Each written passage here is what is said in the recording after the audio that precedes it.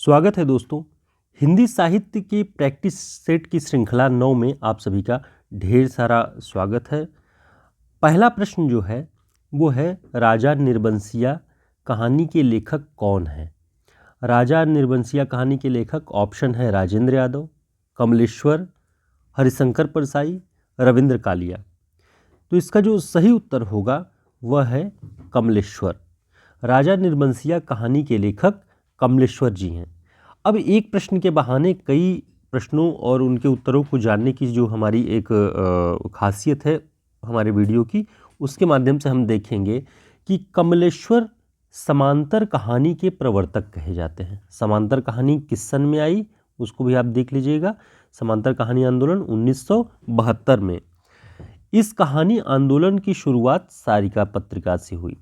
अब देखिए, इस प्रश्न जो कमलेश्वर के नाम से हम शुरुआत कर रहे हैं, इसमें आपको पहले ही पता चल रहा है कि समांतर कहानी आंदोलन के प्रवर्तक थे। ये 1972 में ये कहानी आंदोलन शुरू हुआ और किस पत्रिका से? सारिका पत्रिका से। नई कहानी आंदोलन के बारे में भी आपको यहाँ से जानकारी मिलेगी कि 1956 ईस्वी में नई कहानी आंदोलन की शुरुआत होती है और इसके 3 प्रवर्तक थे, राजेंद्र यादव, मोहन राकेश और कमलेश्वर। तो कमलेश्वर नई कहानी के प्रवर्तकों में भी हैं और समांतर कहानी के प्रवर्तक भी हैं, ये ध्यान रखना है आपको। इन्हें सन 2003 में कितने पाकिस्तान उपन्यास के लिए साहित्य अकादमी पुरस्कार दिया गया? सारी बातें ध्यान रखिएगा। 2003 ईस्वी में कितने पाकिस्तान उपन्यास है, ये उपन्यास के लिए साहित्य अकादमी पुरस्कार दिया गया। कमलेश्वर जी ने एक रिपोर्ताज भी लिखा है। रिपोर्ताज एक अन्य गद्य विधाओं की शैली है, इन्होंने लिखा हुआ है और उसका नाम है क्रांति करते हुए आदमी को देखना। ये कमलेश्वर जी का रिपोर्ताज है, तो इसे आप लोग ध्यान रखेंगे। इनके यात्रा साहित्य कौन कौन से हैं? खंडित यात्राएं, कश्मीर रात के बाद, आंखों देखा पाकिस्तान। ठीक, इन्हें ध्यान रखिएगा। खंडित यात्राएं, कश्मीर रात के बाद, आंखों देखा पाकिस्तान। इनके जो उपन्यास हैं वो एक सड़क 57 गलियां 1957 में, डाक बंगला, लौटे हुए मुसाफिर, समुद्र में खोया हुआ आदमी, काली आंधी और कितने पाकिस्तान। ऊपर आपने यात्रा साहित्य में देखा आंखों देखा पाकिस्तान और उपन्यास में इन्होंने लिखा है कितने पाकिस्तान। और यहीं एक और उपन्यास जो था काली आंधी। काली आंधी कमलेश्वर जी का उपन्यास है और पीली आंधी प्रभा खेतान का। आप एक इसके बहाने आप उसको भी याद रखिए कि काली आंधी कमलेश्वर का उपन्यास है और पीली आंधी प्रभा खेतान का। आगे इनके कहानी संग्रहों के बारे में देखते हैं। इनके जो कहानी संग्रह हैं, राजा निर्बंसिया, कस्बे का आदमी, खोई हुई दिशाएं, मांस का दरिया, बयान और आज़ादी मुबारक। इनमें राजा निर्बंसिया, कस्बे का आदमी, खोई हुई दिशाएं, मांस का दरिया, ये सारी कहानियाँ बहुत प्रसिद्ध हैं और लगभग अलग अलग आयोगों की जो परीक्षाएं होती हैं, शिक्षक भर्ती परीक्षा, असिस्टेंट प्रोफेसर की परीक्षा, उन सब में सिलेबस में इन कहानियों को लगाया गया है। तो इन कहानियों के नाम आप याद रखिए कि ये कमलेश्वर की कहानियाँ हैं।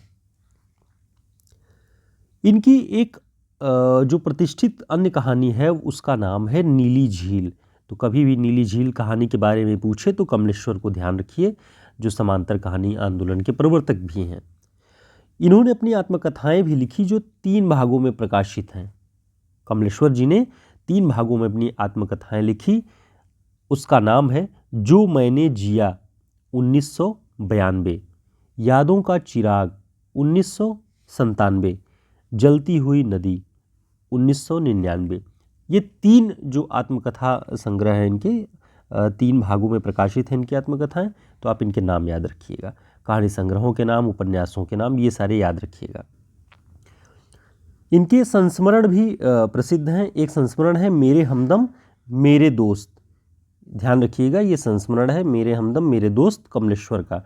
डायरी इन्होंने लिखी है देश देशांतर नाम से 1992 में, ये कमलेश्वर जी का है। दोस्तों, अगर आप लोगों को हमारे ये प्रयास, हमारा ये वीडियो और हमारा जो ये कंटेंट है, अगर ये उपयोगी लगता है तो हमारे चैनल को सब्सक्राइब कर लीजिएगा। वीडियो को लाइक ज़रूर किया करिए अगर आप लोगों को पसंद है। और जो भी आपकी टिप्पणी हो, जो भी राय सुझाव हो, वो आप ज़रूर कमेंट बॉक्स में बताया करिए। और हमारे टेलीग्राम और व्हाट्सएप ग्रुप का लिंक भी आपको नीचे डिस्क्रिप्शन बॉक्स में मिल जाएगा। आप वहाँ से हमारे ग्रुप को ज्वाइन कर सकते हैं ताकि आपको समय पर पूरी जानकारी और जो भी कंटेंट है वो उपलब्ध कराया जा सके। तो आगे हम देखते हैं अगला प्रश्न। निर्मल वर्मा का कहानी संग्रह कौन सा है? ऑप्शन है परिंदे, तलाश, बंजर या इनमें से कोई नहीं। तो इसका जो सही उत्तर है वह है परिंदे। निर्मल वर्मा का कहानी संग्रह है परिंदे।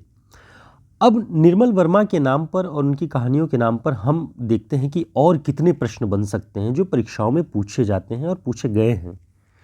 सबसे पहला जो पॉइंट है कि निर्मल वर्मा की चर्चित कहानी परिंदे को नामवर सिंह हिंदी की पहली कहानी मानते हैं।